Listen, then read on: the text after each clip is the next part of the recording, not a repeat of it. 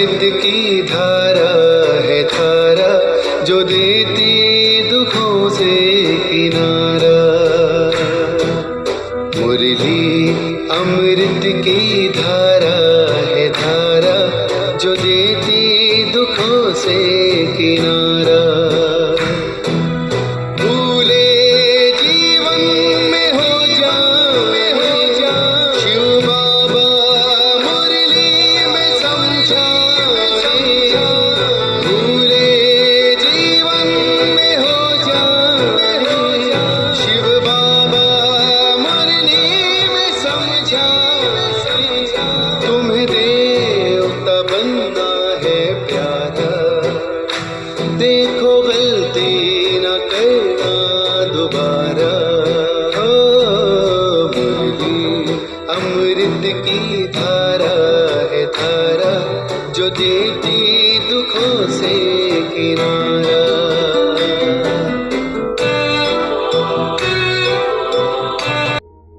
ಓಂ ಶಾಂತಿ. ಮಧುರಾತಿ ಮಧುರ ಶಿವ ಪರಮಾತ್ಮ ತಂದೆಯ ಮಧುರ ಮಹಾವಾಕ್ಯವನ್ನು ಕೇಳೋಣ. ಇಂದಿನ ಮುರಳಿಯ ದಿನಾಂಕವಾಗಿದೆ 18/8/2026. ಪ್ರಾತಃ ಮುರಳಿ ಬಾಪ್ತಾದ ಮಧುಬನ್.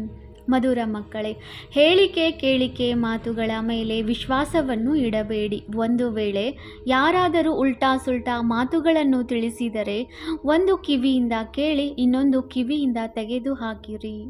ಪ್ರಶ್ನೆಯಾಗಿದೆ, ಯಾವ ಮಕ್ಕಳು ಜ್ಞಾನದ ಖುಷಿಯಲ್ಲಿ ಇರುವರೋ ಅವರ ಚಿಹ್ನೆಗಳು ಏನಿರುವುದು? ಉತ್ತರ, ಅವರು ಹಳೆಯ ಕರ್ಮ ಭೋಗದ ಲೆಕ್ಕಾಚಾರವನ್ನು ಆ ಖುಷಿಯಲ್ಲಿ ಮರೆಯುತ್ತಾ ಹೋಗುತ್ತಾರೆ. ಜ್ಞಾನದ ಖುಷಿಯಲ್ಲಿ ದುಃಖ, ನೋವು, ಚಿಂತೆಯ ಪ್ರಪಂಚವೇ ಮರೆತು ಹೋಗುತ್ತದೆ, ಬುದ್ಧಿಯಲ್ಲಿ ಇರುತ್ತದೆ. ಈಗಂತೂ ನಾವು ಖುಷಿಯ ಪ್ರಪಂಚಕ್ಕೆ ಹೋಗುತ್ತಿದ್ದೇವೆ.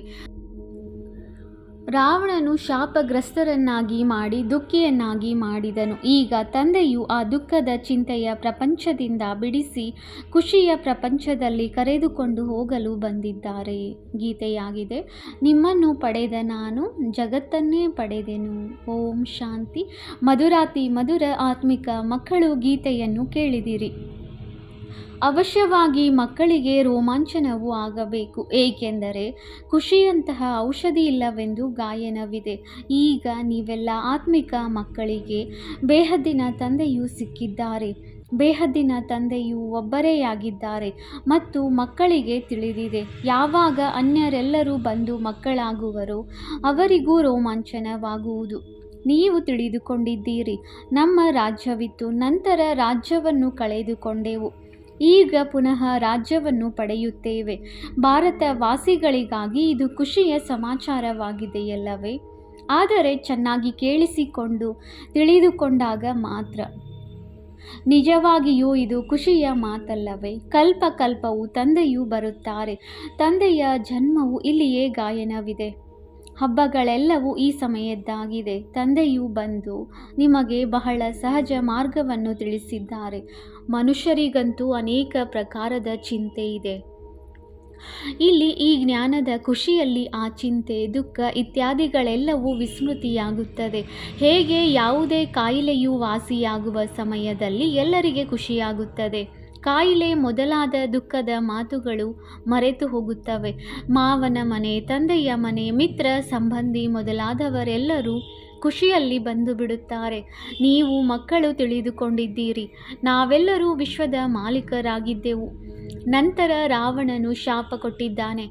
ಇದು ಚಿಂತೆ, ದುಃಖದ ಪ್ರಪಂಚವಾಗಿದೆ. ಮತ್ತೆ ನಾಳೆ ಖುಷಿಯ ಪ್ರಪಂಚವಾಗುವುದು. ಖುಷಿಯ ಪ್ರಪಂಚವು ನೆನಪಿನಲ್ಲಿದ್ದರೆ ಚಿಂತೆ, ದುಃಖ ಇತ್ಯಾದಿಗಳೆಲ್ಲವನ್ನು ಮರೆತು ಹೋಗಬೇಕು. ಇದು ತಮೋ ಪ್ರಧಾನ ಪ್ರಪಂಚವಾಗಿದೆ. ಭಿನ್ನ ಭಿನ್ನ ಪ್ರಕಾರದ ಕರ್ಮ ಭೋಗವಿದೆ. ಅಬಲೆಯರ ಮೇಲೆ ಎಷ್ಟೊಂದು ಅತ್ಯಾಚಾರಗಳಾಗುತ್ತವೆ. ಅನೇಕ ಪ್ರಕಾರದ ವಿಘ್ನಗಳು ಬರುತ್ತವೆ. ಈ ವಿಘ್ನಗಳು ಕರ್ಮ ಭೋಗದ ದಿನಗಳು ಇನ್ನೂ ಸ್ವಲ್ಪವೇ ಸಮಯವಿರುವುದು. ತಂದೆಯು ಧೈರ್ಯ ಕೊಡುತ್ತಾರೆ, ಇನ್ನೂ ಕೆಲವೇ ದಿನಗಳಿವೆ. ಕಲ್ಪದ ಮೊದಲು ಆಗಿತ್ತು. ಕರ್ಮ ಭೋಗದ ಲೆಕ್ಕಾಚಾರವು ಮುಗಿಯಬೇಕಾಗಿದೆ. ಖುಷಿಯಲ್ಲಿ ಎಲ್ಲವನ್ನೂ ಮರೆಯುತ್ತಾ ಹೋಗಿರಿ. ಕೇವಲ ತಂದೆ ಮತ್ತು ಆಸ್ತಿಯನ್ನು ನೆನಪು ಮಾಡುತ್ತಾ ಇರಿ. ಯಾವುದೇ ಉಲ್ಟಾ ಸುಲ್ಟಾ ಕೆಲಸ ಮಾಡಬೇಡಿರಿ. ಇಲ್ಲವಾದರೆ ಇನ್ನೂ ಶಿಕ್ಷೆಯಾಗುತ್ತದೆ, ಪದವಿಯೂ ಭ್ರಷ್ಟವಾಗುತ್ತದೆ. ಒಬ್ಬ ತಂದೆಯನ್ನು ನೆನಪು ಮಾಡುವುದು ಮಕ್ಕಳ ಕರ್ತವ್ಯವಾಗಿದೆ. ತಂದೆಯು ತಿಳಿಸುತ್ತಾರೆ, ನನ್ನನ್ನು ನೆನಪು ಮಾಡಿದರೆ ನಿಮ್ಮ ಕರ್ಮಗಳು ವಿನಾಶವಾಗುತ್ತವೆ, ಲೆಕ್ಕಾಚಾರವು ಸಮಾಪ್ತಿಯಾಗುತ್ತದೆ. ಇನ್ನು ಸ್ವಲ್ಪವೇ ಸಮಯವಿದೆ. ಲೆಕ್ಕಾಚಾರಗಳನ್ನು ಮುಗಿಸುತ್ತಾ ಹೋಗಿರಿ, ಏಕೆಂದರೆ ನೀವು ಅಂಧರಿಗೆ ಊರುಗೋಲಾಗಿದ್ದೀರಿ. ನೀವು ನೆನಪು ಮಾಡಿರಿ, ಅನ್ಯರಿಗೂ ಮಾರ್ಗ ತಿಳಿಸಿರಿ. ವಿಘ್ನಗಳು ಬಹಳ ಬರುತ್ತವೆ, ಎಷ್ಟು ಸಾಧ್ಯವೋ ಎಲ್ಲರಿಗೆ ಇದನ್ನು ತಿಳಿಸುತ್ತಾ ಇರಿ. ತಂದೆಯನ್ನು ನೆನಪು ಮಾಡಿ. ಈ ಶಬ್ದವು ಪ್ರಸಿದ್ಧವಾಗಿದೆ. ಮನ್ಮನಾಭವ ಅರ್ಥಾತ್ ಹೇ ಆತ್ಮರೇ, ನನ್ನೊಬ್ಬನನ್ನೇ ನೆನಪು ಮಾಡಿರಿ, ಆಗ ನಿಮ್ಮ ಹಿಂದಿನ ವಿಕರ್ಮಗಳು ಭಸ್ಮವಾಗುತ್ತವೆ. ಇದರಲ್ಲಿ ತಬ್ಬಿಬಾಗುವ ಮಾತೇ ಇಲ್ಲ. ಕೇವಲ ತಂದೆಯನ್ನು ನೆನಪು ಮಾಡಿದರೆ ತಮೋಪ್ರಧಾನರಿಂದ ಸತೋಪ್ರಧಾನರು ಆಗುವಿರಿ. ನೀವು ತಿಳಿದುಕೊಂಡಿದ್ದೀರಿ, 84 ಜನ್ಮಗಳ ಚಕ್ರವನ್ನು ಸುತ್ತಿದ್ದೇವೆ, ಚಕ್ರವನ್ನು ಸುತ್ತುತ್ತಾ ಬಂದಿದ್ದೇವೆ, ಸುತ್ತುತ್ತಲೇ ಇರುತ್ತೇವೆ. ಇದು ಹಳೆಯ ಪ್ರಪಂಚ, ಹಳೆಯ ವಸ್ತ್ರವಾಗಿದೆ. ಇದನ್ನು ಮರೆಯಬೇಕಾಗಿದೆ. ಇದು ಆತ್ಮನ ಬೇಹದ್ದಿನ ಸನ್ಯಾಸವಾಗಿದೆ, ಅವರದು ಹದ್ದಿನ ಸನ್ಯಾಸವಾಗಿದೆ. ಮನೆ ಮಠವನ್ನು ಬಿಟ್ಟು ಹೋಗುತ್ತಾರೆ, ಅವರದು ಸಹ ಡ್ರಾಮಾದಲ್ಲಿ ಪಾತ್ರವಿದೆ. ಮುಂದಿನ ಕಲ್ಪದಲ್ಲಿಯೂ ಇದೇ ರೀತಿಯಾಗುವುದು. ಕ್ಷಣ ಕ್ಷಣವೂ ಯಾವುದು ಕಳೆದು ಹೋಯಿತೋ ಅದು ಡ್ರಾಮಾ. ಪುನಃ ಅದೇ ಡ್ರಾಮಾ ಪುನರಾವರ್ತನೆಯಾಗುವುದು. ಶಾಸ್ತ್ರಗಳೆಲ್ಲವೂ ಭಕ್ತಿ ಮಾರ್ಗದ ಪುಸ್ತಕಗಳಾಗಿವೆ. ಭಕ್ತಿಯ ನಂತರ ಜ್ಞಾನವಿರುತ್ತದೆ. ಈ ಏಣಿಯ ಚಿತ್ರದ ಬಗ್ಗೆ ಅನ್ಯರಿಗೆ ಬಹಳ ಸಹಜವಾಗಿ ತಿಳಿಸಬಹುದಾಗಿದೆ. ಮುಖ್ಯವಾಗಿ ಇರುವ ಚಿತ್ರಗಳನ್ನು ತಮ್ಮ ಮನೆಯಲ್ಲಿಯೂ ಇಟ್ಟುಕೊಳ್ಳಿರಿ. ತ್ರಿಮೂರ್ತಿ ಚಿತ್ರವು ಬಹಳ ಸ್ಪಷ್ಟವಾಗಿದೆ. ಮೇಲೆ ಶಿವನು ಇದ್ದಾರೆ, ಬ್ರಹ್ಮ ವಿಷ್ಣು ಶಂಕರರು ಇದ್ದಾರೆ, ಸೂಕ್ಷ್ಮವತನ ವಾಸಿಗಳು, ಮತ್ತೆ ಅವರಿಗೂ ಮೇಲೆ ಸರ್ವಶ್ರೇಷ್ಠ ಭಗವಂತನಿದ್ದಾರೆ. ಮಕ್ಕಳು ಸಹ ತಿಳಿದುಕೊಳ್ಳುತ್ತೀರಿ, ಎಲ್ಲಿ ತಂದೆ ಇರುವರೋ ಅದು ನಾವಾತ್ಮರ ನಿವಾಸ ಸ್ಥಾನವಾಗಿದೆ. ಅದಕ್ಕೆ ನಿರ್ವಾಣ ಧಾಮವೆಂದಾದರೂ ಹೇಳಿ, ಶಾಂತಿಧಾಮವೆಂದಾದರೂ ಹೇಳಿ, ಒಂದೇ ಮಾತಾಗಿದೆ. ಶಾಂತಿಧಾಮದ ಹೆಸರು ಸರಿಯಾಗಿದೆ. ನಿರ್ವಾಣಧಾಮ ಅರ್ಥಾತ್ ವಾಣಿಯಿಂದ ದೂರವಿರುವ ಧಾಮ, ಅದು ಶಾಂತಿಧಾಮವಾಯಿತು. ಅದು ಶಾಂತಿಧಾಮ. ನಂತರ ಸುಖ ಮತ್ತು ಶಾಂತಿ ಸಂಪತ್ತಿಧಾಮವು ಇರುವುದು. ನಂತರ ದುಃಖ ಮತ್ತು ಅಶಾಂತಿಧಾಮವಾಗುತ್ತದೆ. ಸುಖಧಾಮದಲ್ಲಂತೂ ಕುಬೇರನ ಅಪಾರ ಖಜಾನೆ ಇರುತ್ತದೆ. ಇಂದು ಹೇಗಿದೆ, ನಾಳೆ ಏನಾಗುವುದು? ಇಂದು ಕಲಿಯುಗದ ಅಂತ್ಯ, ನಾಳೆ ಸತ್ಯಯುಗದ ಆದಿಯಾಗುವುದು. ರಾತ್ರಿ ಹಗಲಿನ ಅಂತರವಿದೆಯಲ್ಲವೇ? ಬ್ರಹ್ಮ ಮತ್ತು ಬ್ರಹ್ಮಾಮುಖ ವಂಶಾವಳಿ ಬ್ರಾಹ್ಮಣರ ದಿನ ಮತ್ತು ರಾತ್ರಿ ಎಂದು ಹೇಳುತ್ತಾರೆ. ದಿನದಲ್ಲಿ ದೇವತೆಗಳು, ರಾತ್ರಿಯಲ್ಲಿ ಶೂದ್ರರಿರುತ್ತಾರೆ. ನೀವು ಬ್ರಾಹ್ಮಣರು ಮಧ್ಯದಲ್ಲಿ ಇದ್ದೀರಿ. ಈ ಸಂಗಮ ಯುಗದ ಬಗ್ಗೆ ಯಾರಿಗೂ ತಿಳಿದಿಲ್ಲ.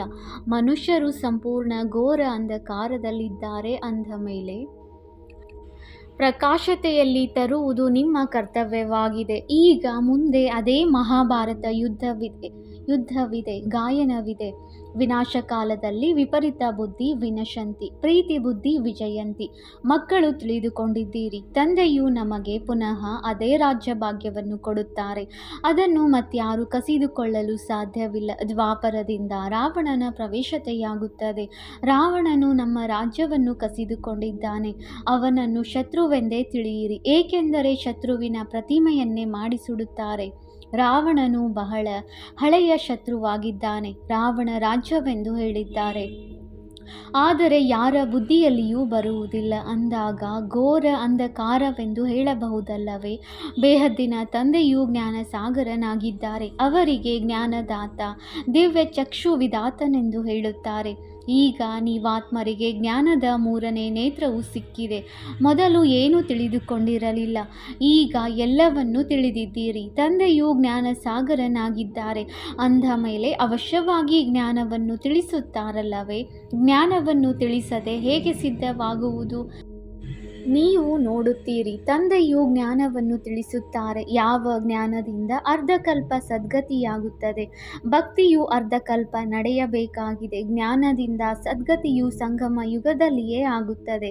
ಮಕ್ಕಳ ಯಾವುದೇ ಮಾತು ಎಂದೂ ಗುಪ್ತವಾಗಿರುವುದಿಲ್ಲ. ತಂದೆಯು ತಿಳಿಸುತ್ತಾರೆ, ಯಾವುದೇ ಕೆಟ್ಟ ಕೆಲಸವಾದರೆ ತಿಳಿಸಿಬಿಡಿ. ತಂದೆಗೆ ಗೊತ್ತಿದೆ, ಕೆಲವರಿಂದ ಕೆಟ್ಟ ಕರ್ಮಗಳು ಆಗುತ್ತಿರುತ್ತವೆ. ರಾವಣ ರಾಜ್ಯವಲ್ಲವೇ? ಮಾಯೆಯು ಪೆಟ್ಟು ಕೊಡುತ್ತದೆ, ಆದರೆ ಬಹಳ ಮುಚ್ಚಿಡುತ್ತಾರೆ. ತಂದೆಯು ತಿಳಿಸುತ್ತಾರೆ, ಯಾವುದೇ ತಪ್ಪಾದರೆ ಕೂಡಲೇ ತಿಳಿಸುವುದರಿಂದ ಮುಂದಿನದಕ್ಕಾಗಿ ಯುಕ್ತಿಯು ಸಿಗುವುದು. ಇಲ್ಲದಿದ್ದರೆ ವೃದ್ಧಿಯಾಗುತ್ತಾ ಹೋಗುತ್ತದೆ. ಕಾಮ ಮಹಾಶತ್ರುವಾಗಿದೆ ಬಾಬಾ. ಮಾಯೆಯ ಬಹಳ ಹೋರಾಟಗಳು ಆಗುತ್ತವೆ ಎಂದು ತಂದೆಗೆ ಪತ್ರವನ್ನು ಬರೆಯುತ್ತಾರೆ. ಮಾಯೆಯಿಂದ ಸುರಕ್ಷಿತವಾಗಿರಲು ಅಂತಹ ಸದಾ ಯೋಗವು ಯಾರದೂ ಇಲ್ಲ. ಬಹಳ ದೇಹಾಭಿಮಾನವು ಬರುತ್ತದೆ. ಅನೇಕರು ಮಾಯೆಯ ಪೆಟ್ಟು ತಿನ್ನುತ್ತಾರೆ. ತಂದೆಯ ಬಳಿ ಎಲ್ಲ ಕಡೆಯಿಂದ ಸಮಾಚಾರ ಬರುತ್ತಿರುತ್ತದೆ. ಪತ್ರಿಕೆಗಳಲ್ಲಿಯೂ ಎಷ್ಟೊಂದು ಉಲ್ಟಾ ಸುಲ್ಟಾ ಹಾಕಿಬಿಡುತ್ತಾರೆ. ಇತ್ತೀಚೆಗೆ ಮನುಷ್ಯರು ಮಾತುಗಳನ್ನು ಎಷ್ಟು ಬೇಕಾದರೂ ಮಾಡಬಲ್ಲರು, ತಮೋಪ್ರಧಾನವಲ್ಲವೇ? ವ್ಯಾಸ ಮಹರ್ಷಿಗೆ ಯಾವಾಗ ರಜೋಬುದ್ಧಿ ಇತ್ತು ಆಗ ಯಾವ ಯಾವ ಮಾತುಗಳನ್ನು ಕುಳಿತು ಬರೆದಿದ್ದಾರೆ. ತಂದೆಯು ಮಕ್ಕಳಿಗೆ ತಿಳಿಸುವುದೇನೆಂದರೆ, ಹೇಳಿಕೆ ಕೇಳಿಕೆ ಮಾತುಗಳಲ್ಲಿ ಎಂದೂ ವಿಶ್ವಾಸವನ್ನು ಇಡಬೇಡಿ, ಮುನಿಸಿಕೊಳ್ಳಬೇಡಿ. ಇಂಥವರು ಹೀಗೆ ಹೇಳಿದರು, ಹೀಗೆ ಮಾಡಿದರು ಎಂದು ತಲೆಯೇ ತಿರುಗಿಬಿಡುತ್ತದೆ. ತಮೋಪ್ರಧಾನ ಪ್ರಪಂಚವಾಗಿದೆ.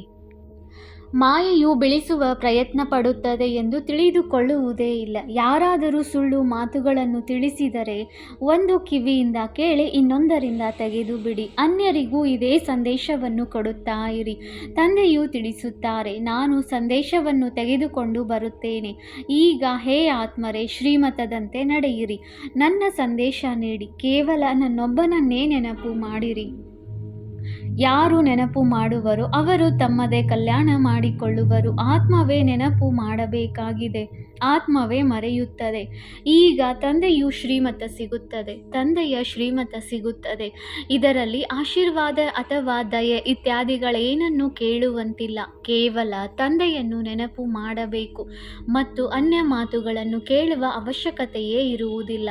ಸೃಷ್ಟಿ ಚಕ್ರವು ಹೇಗೆ ಸುತ್ತುತ್ತದೆ ಎಂಬುದನ್ನಂತೂ ಕೇಳಿದಿರಿ. ಇದರಲ್ಲಿ ಯಾವುದೇ ಕಿರಿಕಿರಿ ಮಾತಿಲ್ಲ. ಘೋರ ಅಂಧಕಾರದಲ್ಲಿಯೇ ತಂದೆಯು ಬರುತ್ತಾರೆ. ಆದ್ದರಿಂದ ಶಿವರಾತ್ರಿಯನ್ನು ಆಚರಿಸುತ್ತಾರೆ. ಕೃಷ್ಣನ ಜನ್ಮವನ್ನು ಸಹ ರಾತ್ರಿಯಲ್ಲಿಯೇ ಆಚರಿಸುತ್ತಾರೆ.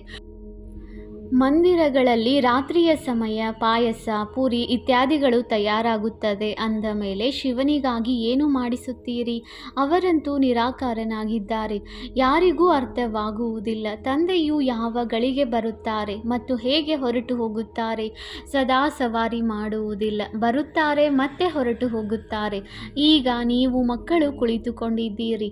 ನಾವು ಶಿವನ ಮೊಮ್ಮಕ್ಕಳಾಗಿದ್ದೇವೆ. ಅವರಿಂದ ಆಸ್ತಿಯು ಸಿಗುತ್ತದೆ. ಬ್ರಹ್ಮಾರವರಿಗೂ ಸಹ ಅವರಿಂದಲೇ ಆಸ್ತಿಯು ಸಿಗುತ್ತದೆ. ಇವರು ಮನುಷ್ಯನಲ್ಲವೇ? ಸದ್ಗತಿಯಲ್ಲಿ ಮೊದಲ ನಂಬರಿನವರು ಈ ಶ್ರೀಕೃಷ್ಣನಾಗಿದ್ದಾನೆ. ಕೃಷ್ಣನು ಎಲ್ಲರಿಗೆ ಪ್ರಿಯವಾಗಿದ್ದಾನೆ. ಸತೋಪ್ರಧಾನ ಬಾಲ್ಯ ಅವಸ್ಥೆಯಲ್ಲವೇ? ಸ್ವಲ್ಪ ದೊಡ್ಡವರಾದ ಮೇಲೆ ಅವರಿಗೆ ಸತೋ ಎಂದು ಹೇಳಲಾಗುತ್ತದೆ. ಮತ್ತೆ ರಜೋ ತಮೋ. ಶ್ರೀಕೃಷ್ಣ, ರಾಧೆಯೇ ಮತ್ತೆ ಲಕ್ಷ್ಮೀನಾರಾಯಣರಾಗುತ್ತಾರೆ. ಯಾರಿಗೆ ತಂದೆಯು ಜ್ಞಾನ ಕೊಟ್ಟಿದ್ದಾರೆಯೋ ಅವರಿಗೆ ಕೊಡುತ್ತಾರೆ. ಭಾರತದಲ್ಲಿಯೇ ದೇವಿ ದೇವತೆಗಳು ಬಂದು ಹೋಗಿದ್ದಾರೆ. ಆದ್ದರಿಂದ ಮಂದಿರಗಳು ಭಾರತದಲ್ಲಿಯೇ ಬಹಳಷ್ಟಿವೆ. ಕ್ರಿಶ್ಚಿಯನ್ನರ ಚರ್ಚ್ನಲ್ಲಿ ಕ್ರೈಸ್ತನನ್ನು ನೋಡುತ್ತೀರಿ, ಆದರೆ ದೇವತೆಗಳ ಮಂದಿರಗಳು ನೋಡಿ ಎಷ್ಟಿವೆ. ತಂದೆಯು ನಮ್ಮನ್ನು ಮನುಷ್ಯರಿಂದ ದೇವತೆಗಳನ್ನಾಗಿ ಮಾಡಲು ಅಥವಾ ಭಾರತವನ್ನು ಸ್ವರ್ಗವನ್ನಾಗಿ ಮಾಡಲು ಬಂದಿದ್ದಾರೆ. ನಾವು ತಂದೆಯನ್ನು ನೆನಪು ಮಾಡಿ ಪಾವನರು ಆಗುತ್ತಿದ್ದೇವೆ. ತಂದೆಯ ಜೊತೆ ನಾವು ಸಹ ಭಾರತವನ್ನು ಸ್ವರ್ಗವನ್ನಾಗಿ ಮಾಡುತ್ತಿದ್ದೇವೆ. ಹೇಗೆ ನಾವು ತಂದೆಯ ಜೊತೆ ಬಂದಿದ್ದೇವೆ? ಭಕ್ತಿ ಮಾರ್ಗದಲ್ಲಿ ದೇವತೆಗಳ ಮಂದಿರ ಮೂರ್ತಿಗಳಿಗಾಗಿ ಎಷ್ಟೊಂದು ಖರ್ಚು ಮಾಡಿಸುತ್ತಾರೆ. ಉತ್ಪತ್ತಿ ಮಾಡಿ ಪಾಲನೆ ಮಾಡಿ ಮತ್ತೆ ಅವರೇ ವಿನಾಶ ಮಾಡಿಬಿಡುತ್ತಾರೆ. 9 ದಿನಗಳಲ್ಲಿಯೇ ಮುಳುಗಿಸಿಬಿಡುತ್ತಾರೆ. ಆ ಮೂರ್ತಿಗಳಲ್ಲಿ ಬಹಳ ಪ್ರೀತಿ ಇರುತ್ತದೆ. ಕಲ್ಕತ್ತಾದಲ್ಲಿ ನವರಾತ್ರಿಯನ್ನು ಬಹಳ ಚೆನ್ನಾಗಿ ಆಚರಿಸುತ್ತಾರೆ. ಇವೆಲ್ಲ ಮಾತುಗಳನ್ನು ನೋಡಿ ಈಗ ಆಶ್ಚರ್ಯವೆನಿಸುತ್ತದೆ. ಮೊದಲಂತೂ ನಾವು ಸಹ ಪಾತ್ರಧಾರಿಯಾಗಿದ್ದೆವು. ಕೋಟ್ಯಾಂತರ ರೂಪಾಯಿಗಳನ್ನು ಖರ್ಚು ಮಾಡುತ್ತಾರೆ. ಎಷ್ಟು ಅಂಧಶ್ರದ್ಧೆ ಇದೆ. ರಾಮಾಯಣದೊಂದಿಗೆ ಎಷ್ಟು ಪ್ರೀತಿ ಇರುತ್ತದೆ. ಆ ಮಾತುಗಳನ್ನು ಕೇಳುತ್ತಾ ಕಣ್ಣೀರು ಹಾಕುತ್ತಾರೆ. ಇದೆಲ್ಲವೂ ಭಕ್ತಿ ಮಾರ್ಗವಾಗಿದೆ. ಇದರಿಂದ ಲಾಭವೇನೂ ಇಲ್ಲ. ತಂದೆಯು ಈಗ ನಮ್ಮನ್ನು ಎಷ್ಟು ಬುದ್ಧಿವಂತರನ್ನಾಗಿ ಮಾಡುತ್ತಾರೆ. ಆದ್ದರಿಂದ ಇದೆಲ್ಲವನ್ನು ಕೇಳಿ ಇಲ್ಲಿಯದನ್ನು ಇಲ್ಲಿಯೇ ಮರೆತು ಬಿಡಬೇಡಿ. ಎಲ್ಲ ಮಾತುಗಳನ್ನು ನೆನಪಿಟ್ಟುಕೊಳ್ಳಿರಿ, ರಿಫ್ರೆಶ್ ಆಗಿ ಹೋಗಿರಿ. ತಮ್ಮನ್ನು ಆತ್ಮನೆಂದು ತಿಳಿದು ದೇಹ ಸಹಿತ ಏನೆಲ್ಲವನ್ನು ನೋಡುತ್ತೀರೋ ಎಲ್ಲವನ್ನೂ ಮರೆಯಿರಿ. ಇದೆಲ್ಲವೂ ಸ್ಮಶಾನವಾಗಿದೆ. ದೆಹಲಿಯಲ್ಲಿ ಬಿರ್ಲಾ ಮಂದಿರದಲ್ಲಿ ಬರೆಯಲ್ಪಟ್ಟಿದೆ. ಭಾರತವು ಪರಿಸ್ಥಾನವಾಗಿತ್ತು, ಅದನ್ನು ಧರ್ಮರಾಜನು ಸ್ಥಾಪನೆ ಮಾಡಿದ್ದರು. ಈಗ ನೀವು ಮಕ್ಕಳು ತಿಳಿದುಕೊಂಡಿದ್ದೀರಿ, ಈ ಪ್ರಪಂಚವು ಸ್ಮಶಾನವಾಗಲಿದೆ. ತಂದೆಯು ತಿಳಿಸುತ್ತಾರೆ, ಎಲ್ಲರೂ ಕಾಮ ಚಿತೆಯನ್ನೇರಿ ಸುಟ್ಟು ಹೋಗಿದ್ದಾರೆ. ಕ್ರೋಧವು ಚಿತೆ ಎಂದು ಹೇಳಲಾಗುವುದಿಲ್ಲ, ಕಾಮ ಚಿತೆ ಎಂದು ಹೇಳಲಾಗುತ್ತದೆ. ಅದರಲ್ಲಿಯೂ ಹಗುರ ನಶೆ, ಅರ್ಧ ನಶೆಯೂ ಇರುತ್ತದೆ. ಮಕ್ಕಳಿಗೆ ತಂದೆಯು ಕುಳಿತು ತಿಳಿಸುತ್ತಾರೆ, ಮನೆಯಲ್ಲಿ ಒಂದು ವೇಳೆ ಯಾರಾದರೂ ಕುಪುತ್ರರಾಗಿದ್ದರೆ ತಂದೆಯ ಗೌರವವನ್ನು ಕಳೆಯುತ್ತೀರಿ ಎಂದು ಹೇಳುತ್ತಾರಲ್ಲವೇ? ತಂದೆಯ ಗೌರವವು ಕಳೆಯುತ್ತದೆಯಲ್ಲವೇ? ಬೇಹದ್ದಿನ ತಂದೆಯೂ ಸಹ ಹೇಳುತ್ತಾರೆ, ನೀವು ಮುಖಕಪ್ಪು ಮಾಡಿಕೊಂಡರೆ ಬ್ರಾಹ್ಮಣ ಕುಲಭೂಷಣ ಯಾರು ದೇವತೆಯಾಗುವರೋ ಅವರ ಹೆಸರನ್ನು ಕೆಡಿಸುತ್ತೀರಿ. ನೀವು ಮಕ್ಕಳಿಗೆ ತಿಳಿದಿದೆ, ನಾವು ಪವಿತ್ರತೆಯ ಬಲದಿಂದಲೇ ಭಾರತವನ್ನು ಪುನಃ ಶ್ರೇಷ್ಠಾಚಾರಿ ದೇವತೆಯನ್ನಾಗಿ ಮಾಡುತ್ತೇವೆ. ನಿಮಗಾಗಿ ಇದು ಸಾಮಾನ್ಯ ಮಾತಾಗಿದೆ. ನೋಡುತ್ತೀರಿ, ಮಹಾಭಾರತ ಯುದ್ಧವು ನಿಂತಿದೆ. ಇದರಿಂದಲೇ ಸ್ವರ್ಗದ ಬಾಗಿಲು ತೆರೆಯುವುದು. ಶಾಸ್ತ್ರಗಳಲ್ಲಿ ಮಹಾಭಾರತ ಯುದ್ಧವನ್ನಂತೂ ತೋರಿಸಿದ್ದಾರೆ, ಅದರ ನಂತರ ಏನಾಯಿತು ಎಂಬುದನ್ನು ತೋರಿಸಿಲ್ಲ. ಪ್ರಳಯವಾಯಿತೆಂದು ಹೇಳುತ್ತಾರೆ. ಒಂದು ಕಡೆ ಕೃಷ್ಣನನ್ನು ತಾಯಿಯ ಗರ್ಭದಿಂದ ಜನ್ಮ ಪಡೆದನೆಂದು ತೋರಿಸುತ್ತಾರೆ, ಇನ್ನೊಂದು ಕಡೆ ಆಲದ ಎಲೆಯ ಮೇಲೆ ತೇಲಿ ಬಂದನೆಂದು ಹೇಳುತ್ತಾರೆ. ಏನನ್ನು ತಿಳಿದುಕೊಳ್ಳುವುದಿಲ್ಲ. ಅಲ್ಲಂತೂ ಗರ್ಭ ಮಹಲಿನಲ್ಲಿ ಬಹಳ ವಿಶ್ರಾಂತಿಯಿಂದ ಇರುತ್ತಾರೆ. ಬಾಕಿ ಸಾಗರದಲ್ಲಿ ಎಲೆಯ ಮೇಲೆ ಬರಲು ಸಾಧ್ಯವಿಲ್ಲ. ಇದು ಅಸಂಭವವಾಗಿದೆ. ಇದೆಲ್ಲವೂ ನಾಟಕದಲ್ಲಿ ಮಾಡಲ್ಪಟ್ಟಿದೆ, ಅದನ್ನು ನೀವು ತಿಳಿದುಕೊಂಡಿದ್ದೀರಿ. ಕಲ್ಪವು ಈ ರೀತಿ ಆಗಿಯೇ ಆಗುತ್ತದೆ. ಈಗ ಮಕ್ಕಳು ತಮ್ಮ ಕಲ್ಯಾಣ ಮಾಡಿಕೊಳ್ಳಬೇಕಾಗಿದೆ ಮತ್ತು ಅನ್ಯರ ಕಲ್ಯಾಣವನ್ನು ಮಾಡಿಕೊಳ್ಳಬೇಕಾಗಿದೆ. ಮೂಲ ಮಾತು ಇದಾಗಿದೆ, ತಂದೆಯು ಸ್ವರ್ಗದ ರಚಯಿತನಾಗಿದ್ದಾರೆ. ಅವರಿಗೆ ಸ್ವರ್ಗದ ರಚಯಿತ ತಂದೆ ಎಂದು ಹೇಳುತ್ತಾರೆ. ಅಂದ ಮೇಲೆ ನಾವು ಮಕ್ಕಳು ಸ್ವರ್ಗದ ಮಾಲೀಕರಾಗಬೇಕಲ್ಲವೇ? ಶಿವ ಜಯಂತಿಯನ್ನು ಸಹ ಭಾರತದಲ್ಲಿಯೇ ಆಚರಿಸುತ್ತಾರೆ. ಅಂದ ಮೇಲೆ ಅವಶ್ಯವಾಗಿ ಭಾರತಕ್ಕೆ ತಂದೆಯು ಏನನ್ನು ಕೊಟ್ಟಿರಬೇಕು. ಈಗ ನಿಮಗೆ ಸ್ವರ್ಗದ ರಾಜ್ಯಭಾಗ್ಯವನ್ನು ಕೊಡುತ್ತಿದ್ದಾರೆ. ತಂದೆಯೇ ಸದ್ಗತಿದಾತನಾಗಿದ್ದಾರೆ. ಜ್ಞಾನ ಸಾಗರ ತಂದೆಯೇ ಬಂದು ಜ್ಞಾನವನ್ನು ಕೊಡುತ್ತಾರೆ. ಈಗ ತಂದೆಯು ನಿಮಗೆ ಜ್ಞಾನವನ್ನು ತಿಳಿಸುತ್ತಿದ್ದಾರೆ. 5000 ವರ್ಷಗಳ ನಂತರ ಪುನಃ ಇಲ್ಲಿಯೇ ಬರುತ್ತೀರಿ. ಮಕ್ಕಳಿಗೆ ನಿಶ್ಚಯವಿದೆ, ಯಾರ್ಯಾರು ಈ ಬ್ರಾಹ್ಮಣ ಕುಲದವರಾಗಿರುವರೋ ಅವರು ಬರತೊಡಗುವರು. ಒಳ್ಳೆಯದು. ಮಧುರಾತಿ ಮಧುರ ಅಗಲಿ ಹೋಗಿ ಮರಳಿ ಸಿಕ್ಕಿರುವ ಮಕ್ಕಳ ಪ್ರತಿ ಮಾತಾಪಿತ ಬಾಪ್ದಾದಾರವರ ನೆನಪು, ಪ್ರೀತಿ ಹಾಗೂ ಸುಪ್ರಭಾತ. ಆತ್ಮಿಕ ಮಕ್ಕಳಿಗೆ ಆತ್ಮಿಕ ತಂದೆಯ ನಮಸ್ತೆ. ನಾವು ಆತ್ಮಿಕ ಮಕ್ಕಳಿಂದ ಆತ್ಮಿಕ ತಂದೆಗೆ ನೆನಪು, ಪ್ರೀತಿ ಹಾಗೂ ನಮಸ್ತೆ ನಮಸ್ತೆ ನಮಸ್ತೆ. ಧಾರಣೆಗಾಗಿ ಮುಖ್ಯ ಸಾರ ಪಾಯಿಂಟ್ ನಂಬರ್ 1, ಶ್ರೀಮತದಂತೆ ತನ್ನ ಮತ್ತು ಅನ್ಯರ ಕಲ್ಯಾಣ ಮಾಡಬೇಕಾಗಿದೆ. ಯಾರಾದರೂ ಅಸತ್ಯ ಮಾತುಗಳನ್ನು ತಿಳಿಸಿದರೆ ಕೇಳಿಯೂ ಕೇಳದಂತಿರಬೇಕು, ಅದರ ಮೇಲೆ ಮುನಿಸಿಕೊಳ್ಳಬಾರದು. ಪಾಯಿಂಟ್ ನಂಬರ್ 2, ಎಂದೂ ಕೂಡ ದೇವತೆಯಾಗುವಂತಹ ಬ್ರಾಹ್ಮಣ ಕುಲಭೂಷಣರ ಹೆಸರು ಕೆಡಬಾರದು, ಇದರ ಮೇಲೆ ಗಮನ ಕೊಡಬೇಕಾಗಿದೆ. ಎಂದೂ ಯಾವುದೇ ಉಲ್ಟಾ ಕರ್ಮ ಮಾಡಬಾರದು. ಹಿಂದಿನ ಲೆಕ್ಕಾಚಾರಗಳನ್ನು ಸಮಾಪ್ತಿ ಮಾಡಿಕೊಳ್ಳಬೇಕಾಗಿದೆ.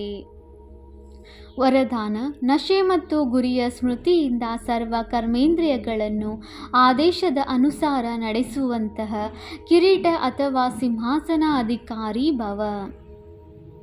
ಸಂಗಮ ಯುಗದಲ್ಲಿ ಬಾಪ್ದಾದಾರವರ ಮೂಲಕ ಎಲ್ಲ ಮಕ್ಕಳಿಗೂ ಕಿರೀಟ ಮತ್ತು ಸಿಂಹಾಸನವು ಪ್ರಾಪ್ತಿಯಾಗಿದೆ. ಪವಿತ್ರತೆಯ ಕಿರೀಟವಿದೆ ಹಾಗೂ ಜವಾಬ್ದಾರಿಗಳ ಕಿರೀಟವೂ ಇದೆ. ಅಕಾಲ ಸಿಂಹಾಸನವೂ ಇದೆ. ಹೃದಯ ಸಿಂಹಾಸನ ಅಧಿಕಾರಿಯೂ ಆಗಿದ್ದೀರಿ. ಯಾವಾಗ ಈ ರೀತಿ ಡಬಲ್ ಕಿರೀಟ ಮತ್ತು ಸಿಂಹಾಸನ ಅಧಿಕಾರಿಯಾಗುತ್ತೀರೆಂದರೆ ನಶೆ ಮತ್ತು ಗುರಿಯೂ ಸಹ ಸ್ವತಃವಾಗಿಯೇ ನೆನಪಿರುತ್ತದೆ. ಆನಂತರ ಈ ಕರ್ಮೇಂದ್ರಿಯಗಳು ಸಹ ಆಯಿತು, ಪ್ರಭು ತಮ್ಮ ಆಜ್ಞೆ ಎನ್ನುತ್ತಾ ಬಾಗುತ್ತದೆ. ಯಾರು ಕಿರೀಟ ಅಥವಾ ಸಿಂಹಾಸನವನ್ನು ಬಿಟ್ಟು ಬಿಡುತ್ತಾರೆಯೋ ಅವರ ಆದೇಶವನ್ನು ಯಾವುದೇ ಕರ್ಮಚಾರಿಯೂ ಪಾಲಿಸುವುದಿಲ್ಲ. ಸ್ಲೋಗನ್: ಬಲಹೀನ ಸಂಕಲ್ಪವೇ ಪ್ರಸನ್ನ ಚಿತ್ತರಿಗೆ ಬದಲು ಪ್ರಶ್ನಚಿತ್ತರನ್ನಾಗಿ ಮಾಡಿಬಿಡುತ್ತದೆ. ಅವ್ಯಕ್ತ ಸೂಚನೆ: ಅಪವಿತ್ರತೆಯ ಬೀಜವನ್ನು ಸಮಾಪ್ತಿ ಮಾಡಿ ಸಂಪೂರ್ಣ ಸ್ವಚ್ಛ ಆಗಿರಿ. ಈಶ್ವರೀಯ ಸೇವೆಯ ಬಹಳ ದೊಡ್ಡ ಪುಣ್ಯವಾಗಿದೆ ಪವಿತ್ರತೆಯ ದಾನ ಕೊಡುವುದು, ಪವಿತ್ರ ಆಗುವುದು ಹಾಗೂ ಅನ್ಯರನ್ನು ಮಾಡುವುದೇ ಪುಣ್ಯ ಆತ್ಮ ಆಗುವುದು ಆಗಿದೆ. ಏಕೆಂದರೆ ಯಾವುದೇ ಆತ್ಮನನ್ನು ಆತ್ಮಘಾತ ಮಹಾಪಾಪದಿಂದ ಬಿಡಿಸುತ್ತೀರಿ. ಅಪವಿತ್ರತೆ ಆತ್ಮಘಾತವಾಗಿದೆ, ಪವಿತ್ರತೆ ಜೀವದಾನ ಆಗಿದೆ. ಓಂ ಶಾಂತಿ.